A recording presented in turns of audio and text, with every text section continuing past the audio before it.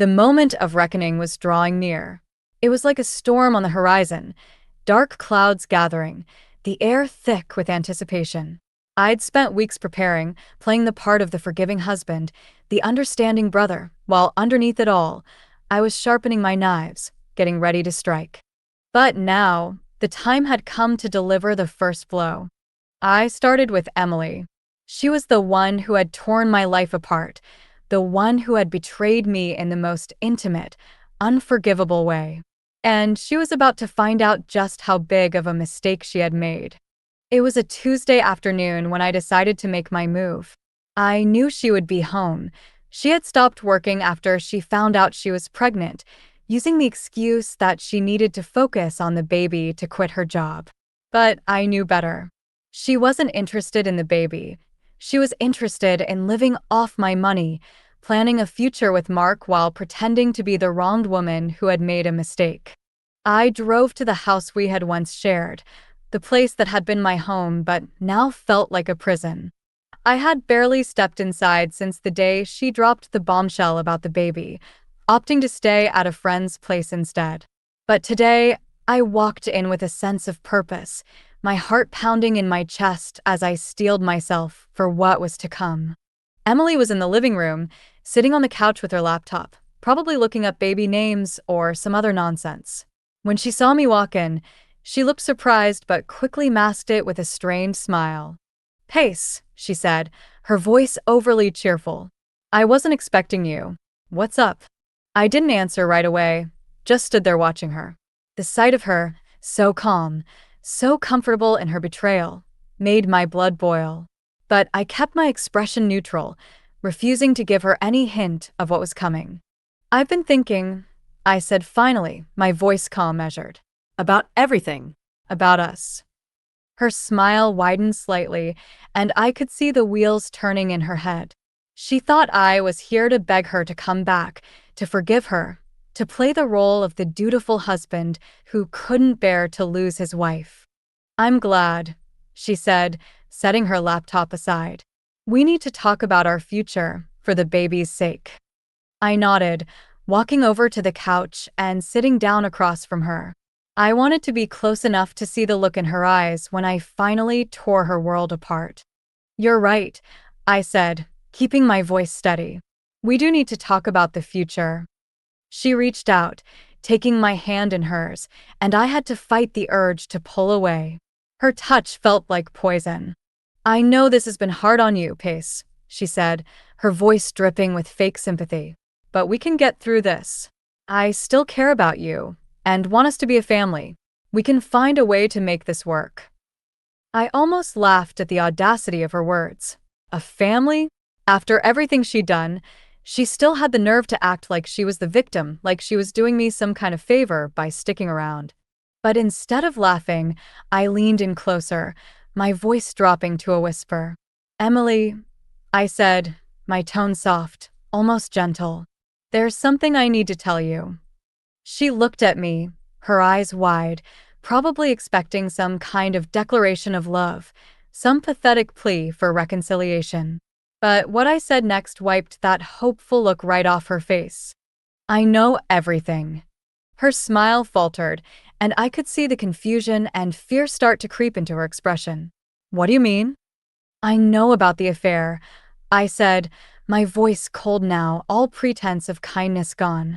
"I know about the lies, the secrets, the bullshit you've been feeding me for months.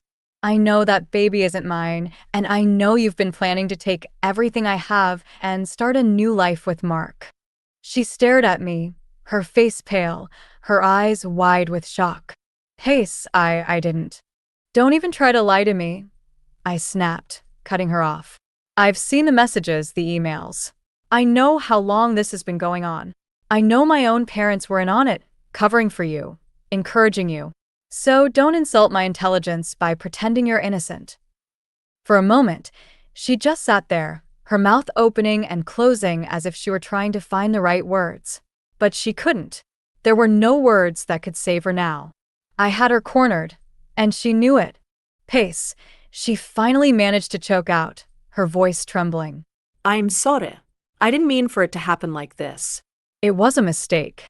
Stop calling it a mistake, I hissed, my anger boiling over. It wasn't a mistake.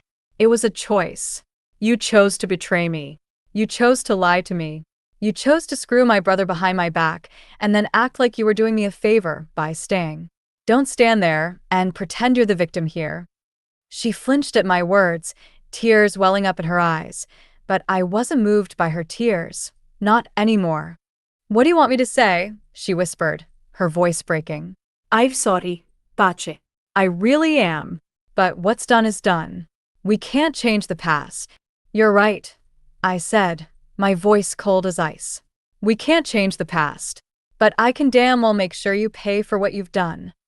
Her eyes widened in fear, and I could see the panic setting in. What are you going to do? I leaned back, crossing my arms over my chest as I let the silence hang in the air for a moment. Then I gave her a small, cold smile. I'm going to take everything from you, Emily. Everything you care about. You think you and Mark are going to ride off into the sunset and play happy family? Think again. I'm going to make sure you both end up with nothing. She shook her head, tears streaming down her face. You can't do that, Pace. You don't have the right. I have every right. I cut in, my voice low and deadly. You brought this on yourself, and now you're going to face the consequences. I could see the terror in her eyes, the realization that I wasn't bluffing. She tried to reach for my hand, but I pulled away, standing up and walking to the door. This is just the beginning, I said, turning to face her one last time. By the time I'm done, you'll wish you'd never met me. I didn't wait for her response. I walked out of the house, slamming the door behind me, the sound echoing through the empty hallways. As I got into my car and drove away, I felt a strange sense of satisfaction. For the first time since this nightmare began, I was in control. I had taken the first step, delivered the first blow, and I knew it had landed. But this was just the beginning. The real fun was about to start. As I drove, my mind was already racing with plans, ideas for how to destroy the life Emily and Mark had built on lies and betrayal. They had no idea what was coming, but they were about to find out. The next part of my plan was already taking shape, and as I drove away from the city, I knew that the endgame was approaching. Emily thought she could survive this, that she could find a way to salvage her life after everything she had done. But she was about to learn that there was no escape, no redemption. This was just the beginning of the end, and when it was over, they would both be left with nothing but ashes. As I prepared to dismantle their lives, I couldn't help but think back to the day it all began, the day I came home, expecting joy, and found betrayal instead. That day had shattered my world, but now I was the one doing the shattering. And by the time I was finished, they would both know what it felt like to lose everything.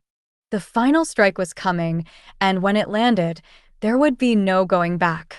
Emily and Mark had destroyed my life, and now it was my turn to return the favor. The reckoning was here, and they had no idea what was about to hit them.